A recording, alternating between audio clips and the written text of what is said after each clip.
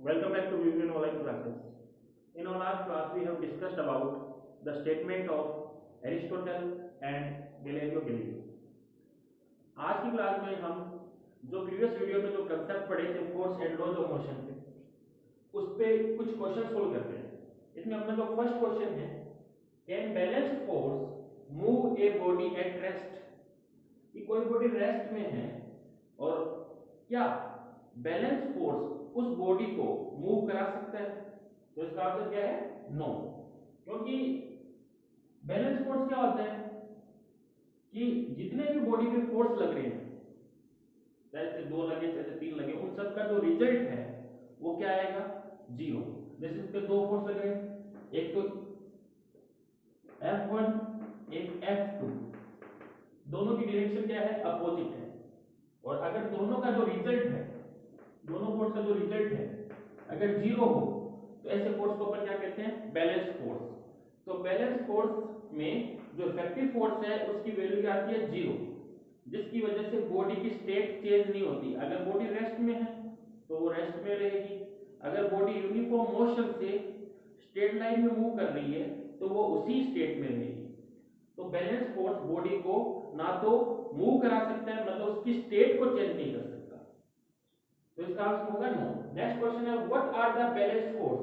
तो balance force के बारे में आप जानते हो, if the resultant of all the forces acting on a body is 0, कि बॉडी पे जितने भी फोर्स लग रहे हैं उनका जो रिजल्ट है, उनका जो रिजल्टेंट है अगर 0 हो, ऐसे फोर्सेस को अपन क्या कहते हैं? Balanced force. नेक्स्ट क्वेश्चन है, what type of effect is usually produced by balance force in a body?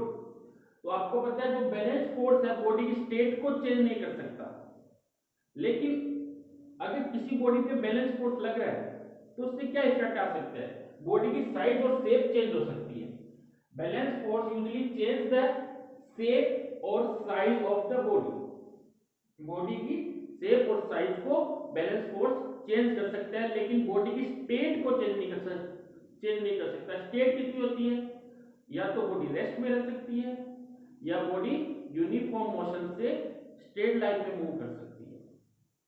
तो बैलेंस फोर्स बॉडी की स्टेट को चेंज नहीं कर सकता। बॉडी स्टेट को चेंज करना है तो उस पे अपने को अनबैलेंस्ड फोर्स लगाना पड़ेगा।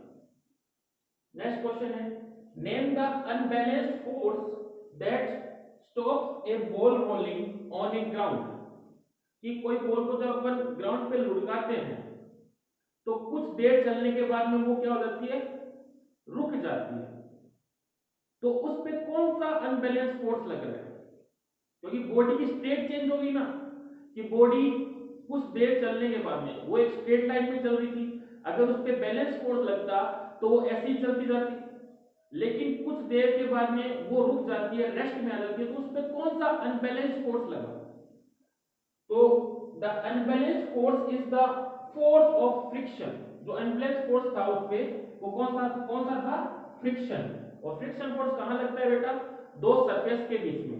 दो सरफेस कौन सी होगी यहाँ पे? ग्राउंड की सरफेस और बॉल की सरफेस। उनके बीच में जो अनबैलेंस फोर्स लग रहा है वो कौन सा लग रहा है? फ्रिक्शन, जिसकी वजह से बॉडी की स्टेट चेंज होगी और वो किस में आ गई? रेस्ट में आ गई। तो ये अपन ने आज की क्लास में क्वेश्चन किए। नेक्स्ट क्लास में अपन पढ़ेंगे Newton first law of motion.